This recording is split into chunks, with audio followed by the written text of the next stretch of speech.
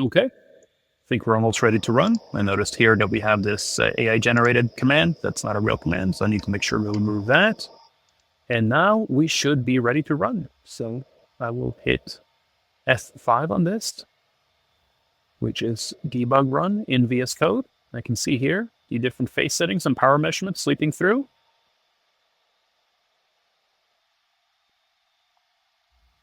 And it's complete. We've swept the phase from -180 to +180. I'll right click on this file here and say reveal in file editor. And I can see the phase sweep result file right here.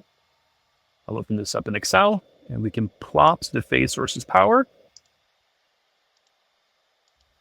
And we can see here a plot very similar to what we showed in the presentation before. So you can see maximal constructive interference over here, where the two channels are in phase at the signal combiner, and down here where they are destructively interfering. If I hover my mouse over here, I can see the phase value is around -111 degrees, and I'm measuring -32 dBm there.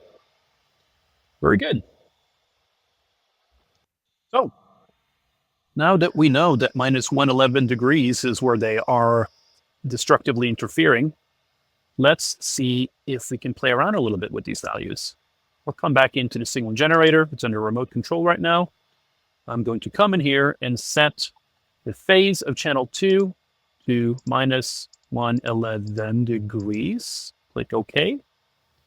Minimize this. Open up my signal analyzer and change from single run to continuously running. And I can see here I'm measuring -31 dBm power, which agrees with the automation measurement we just made.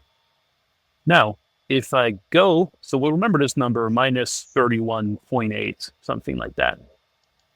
If I come back to my vector signal generator and turn the power off, I should see the power increase. Yep, down to -9. So because we're no longer destructively interfering with channel 2, this power in channel 1 then comes up. And if I turn this on due to the phase coherence, the power should again drop down to -31, which it does. So we can tell that between power cycles of channel 2, we maintain phase coherence between the two channels. Let's also test this if we switch frequency. If I switch to 20 gigahertz on channel 2, I should again see the power pop back up on the combiner, which I do, -9. Here I've measured at 30 gigahertz. And then if I tune the frequency back to 30 gigahertz at channel 2, I should again see this destructive interference, pushing it down to around -32 dBm, which happens right here. So we can tell that the two channels of the signal generator remain coherent to each other, even though I'm making changes on channel 2. Okay, that's all I wanted to show for this video. Of course, this is all done with a single tone, a CW tone. However, these principles also apply for vector-generated signals and pulses and chirps and what have you.